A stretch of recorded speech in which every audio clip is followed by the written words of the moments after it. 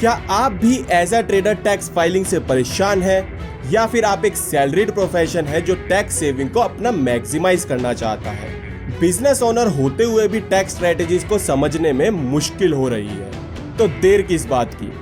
आज हम डिस्कस करेंगे कि ट्रेडर्स, सैलरीड पर्सन्स और हमारे बिजनेस ओनर्स अपने टैक्स को कैसे फाइल कर सकते हैं, वो भी इन जस्ट 10 मिनट्स।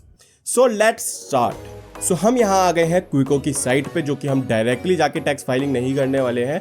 हम टैक्स फाइल करेंगे क्विको के थ्रू, क्योंकि ये बहुत इजीली आपका टैक्स फाइल करवा देगा यहाँ पे। आपको जस्ट यहाँ पे करना क्या है, यहाँ पे आपको अपनी प्रोफाइल बनाने के बाद यहाँ फाइल पे जैसे ही आप क्लिक करेंगे, अब आपको यहाँ पे 3 ऑप्शन दिखेंगे: import from income tax department using autofill, upload form 16 and do it yourself. यहाँ पे हमें तीनों में से ये ऑप्शन सेलेक्ट करना है, डू इट माई सेल्फ। देखो, आईटी डिपार्टमेंट से आप डायरेक्टली ऑटोफिल करोगे, उसका कोई फायदा नहीं है, क्योंकि आईटी डिपार्टमेंट में बहुत सारी इनकम जो है वो रह जाती है, जो कि मेजरली अगर आप ट्रेडर हो तो हमें यहाँ पे कैपिटल गेन और बिजनेस एंड प्रोफेशंस में F and O income show करनी है, तो आपको मैन्युअली करना पड़ेगा। अब सबसे पहले आते हैं सैलरीड पर्सन के लिए। सैलरीड पर्सन को करना क्या है, यहाँ पे सिंपली ऐड सैलरी पे क्लिक करके यहाँ पे आप सिंपली अपनी सैलरी अपलोड कर सकते हैं। या तो फॉर्म 16 आपको मिला होगा आपके एम्प्लॉयर से, यहाँ पे डायरेक्टली फॉर्म 16 अपलोड कर दो सैलरी में, इससे ज़्यादा और कुछ नहीं करना। सेकंड हेड आता है हमारा हाउस प्रॉपर्टी का। अगर आपकी कोई हाउस प्रॉपर्टी है, आप कोई हाउस प्रॉपर्टी मैनेज कर रहे हो, कोई टैक्सेबल इनकम उस पर बन रही है, रेंट आ रहा है, तो यहाँ से आप वो सारी प्रॉपर्टीज ऐड कर सकते हो। या तो मैन्युअली ऐड कर लो, या फिर इसको आप इंपोर्ट कर सकते हो डायरेक्टली इनकम टैक्स डिपार्टमेंट से। अगर आपका जो रेंट बन रहा है वो आपके पास ऑनलाइन पेमेंट के थ्रू आया है लीगली, तो यहाँ पे आप आईटी डिपार्टमेंट से ऑटोफिल कर सकते हो। नहीं तो अगर आपके पास कैश वगैरह कुछ आया है तो यहाँ पे आप मैन्युअली ऐड कर सकते हो, जो कि टोटली अप टू यू है। अब यहाँ पे आते हैं कैपिटल गेन्स पे, जो मेजर यहाँ पे ट्रेडर्स के लिए दिखने वाला है। जो कि बिजनेसमैन है वो भी हमारा शेयर मार्केट में इन्वेस्ट करते हैं, तो उनके लिए भी यहाँ पे कैपिटल गेन्स रियल एस्टेट में या सिक्योरिटीज में होने वाला है। यहाँ पे बहुत सिंपल स्टेप क्या है, यहाँ पे ऐड सिक्योरिटीज पे हम क्लिक करेंगे। इंपोर्ट योर इन्वेस्टमेंट पे हम जैसे ही क्लिक करेंगे तो यहाँ पे हमें हमारे ब्रोकर्स के ऑप्शन दिख जाते हैं। तो यहाँ पे हम अपना ब्रोकर सेलेक्ट करके उसको डायरेक्टली यहाँ से जैसे ही कनेक्ट करेंगे, वो सारा प्रॉफिट एंड लॉस हमारा वहाँ से खींच लेगा पिछले साल का। तो यहाँ पे हमें कुछ भी कैपिटल गेन में डालने की जरूरत नहीं है, हमें जस्ट अपने ब्रोकर्स कनेक्ट करने हैं, सारा कुछ ये अपने आप कर लेगा।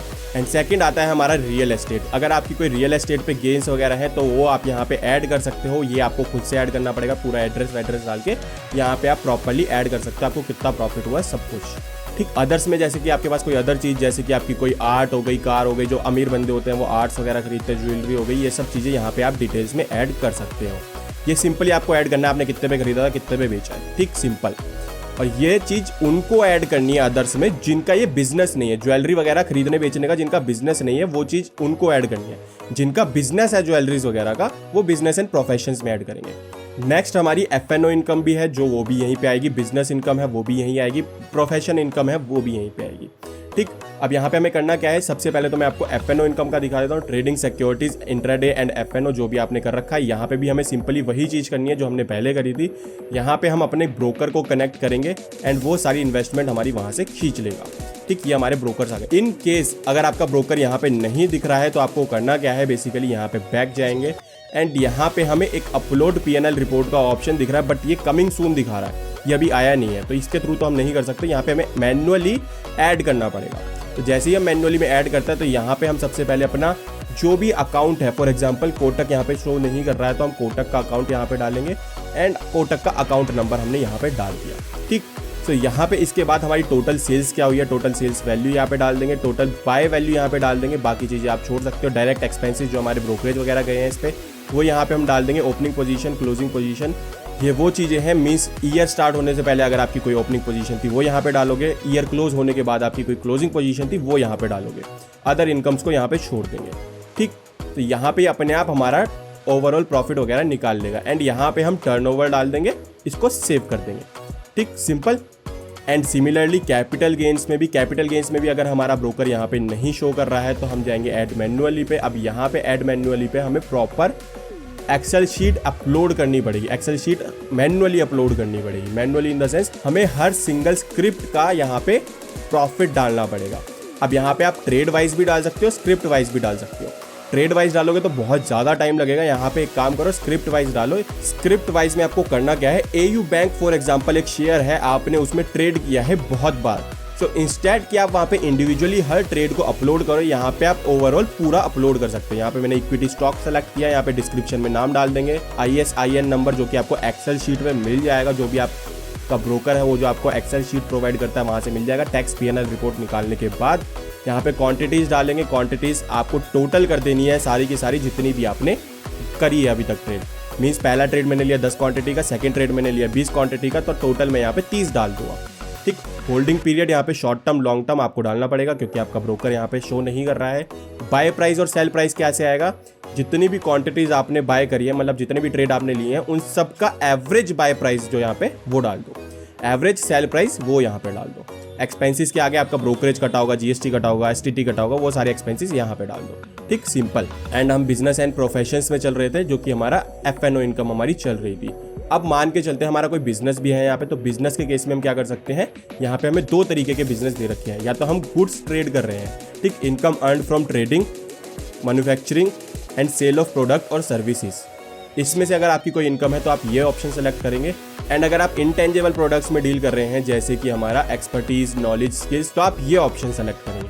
जैसे कि फॉर एग्जांपल ये सेलेक्ट करते हैं, यहाँ पे फॉर एग्जांपल मेरा ई-कॉमर्स पे भी बिजनेस है, अगर आप बुक्स मेंटेन कर रहे हैं तो ये सेलेक्ट करेंगे, विदाउट बुक्स है तो ये सेलेक्ट करेंगे। एंड अगर आप कोई फिक्स्ड परसेंटेज पे टैक्स पे करते हैं तो आप ये सेलेक्ट करेंगे। ठीक, यहाँ पे प्रोसीड करते ही GST रजिस्टर्ड हो या नहीं वो सेलेक्ट करो, GST नंबर डाल दो, GST टर्नओवर जो कि आपको GST की वेबसाइट में मिल जाएगी वो डालो, यहाँ पे nature of business, name of business डाल के सेव कर दो। ठीक, यहाँ पे आपको और भी डिटेल्स सारी बिजनेस की डालने के लिए आएगा, वो सारी डिटेल्स आप यहाँ पे डाल सकते हो। एंड अगर आपकी कोई एक्सपर्टीज़ है तो वो यहाँ से आप डाल सकते हो।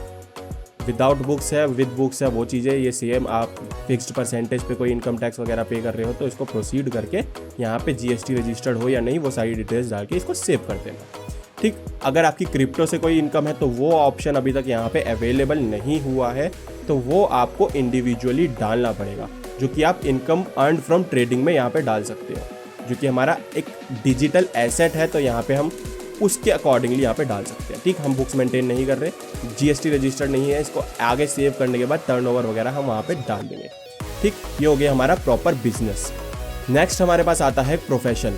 फॉर एग्जांपल मैं CA हूँ, मैं डॉक्टर हूँ, ये सारे हमारे प्रोफेशंस हो गए, तो वो यहाँ पे ऐड होंगे, उनकी इनकम बिजनेस में ऐड नहीं होगी।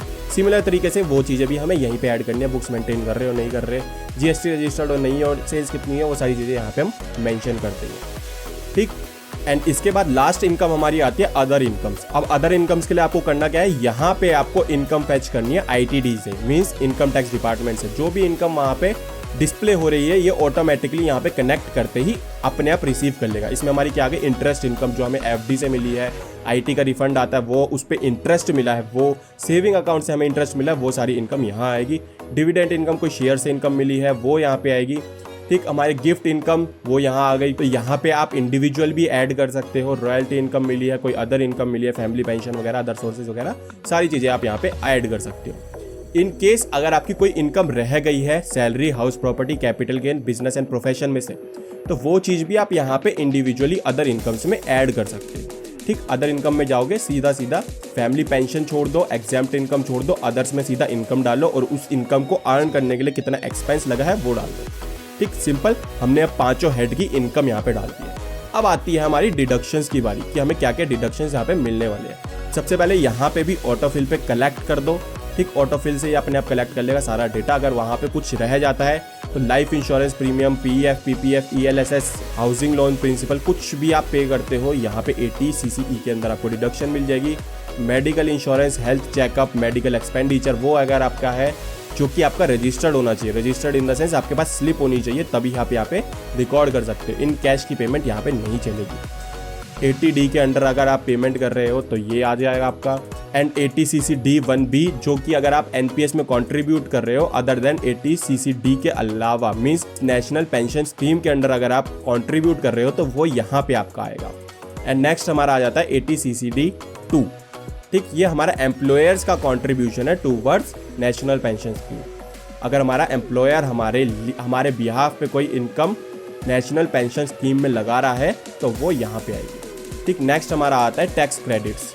अगर हमारे कोई भी टैक्स क्रेडिट्स हमारे पास ऑलरेडी पड़े हैं तो वो यहाँ पे हम सिंपली ऐड कर सकते हैं, जो कि हम डायरेक्टली इंपोर्ट करेंगे IT डिपार्टमेंट से। या फिर आप ITR पे जाके सीधा 26 फॉर्म AS भी डाउनलोड कर सकते हो। और यहाँ पे मैन्युअली तो आपको बिल्कुल भी ऐड नहीं करना है, नहीं तो आपकी ITR में कुछ ना कुछ गड़बड़ हो सकती है। ठीक, यहाँ पे आप बैंक अकाउंट ऐड करोगे। सिंपली बैंक अकाउंट ऐड करने से होगा क्या, यहाँ पे बैंक अकाउंट के बेसिस पे अगर आपकी कोई इनकम है तो वो सारी यहाँ पे आ जाएगी। एंड इन केस अगर आपने IT पे अपना बैंक अकाउंट ऑलरेडी नहीं डाल रखा है तो वो यहाँ से ऑटोमेटिकली डल जाएगा। इन केस आपका रिफंड आना होगा तो वो आपके बैंक अकाउंट में ही आएगा। ठीक, नेक्स्ट हमारे पास आता है एडिशनल डिटेल्स, जो कि हमारे पिछले कोई लॉसेस चल रहे हैं जो प्रीवियस असेसमेंट ईयर के हैं वो यहाँ पे डलेंगे। एंड डिस्क्लोजर में हमारे फॉर्म डिस्क्लोजर्स आ गए, जैसे कि हमारा स्विच रिजाइम का, क्लेम डिडक्शन का, टैक्स रिलीफ का, कुछ भी आपको करना है। जैसे कि हमारे 2 टैक्स रिजीम चल रहे हैं, आपको भी पता है बाय डिफॉल्ट अब आप न्यू टैक्स रिजीम में आते हो, तो अगर आपको वो स्विच करना है ओल्ड टैक्स रिजीम में किसी भी केस से, तो वो यहाँ पे आप फॉर्म भर सकते हो। Additional disclosure, details of personal businesses disclosures that might be applicable to you. Personal asset liabilities यहाँ पे आप डाल सकते हो, जो कि अभी कमिंग सुना। अभी मैं आपको इसका एक चीज़ बताता हूँ।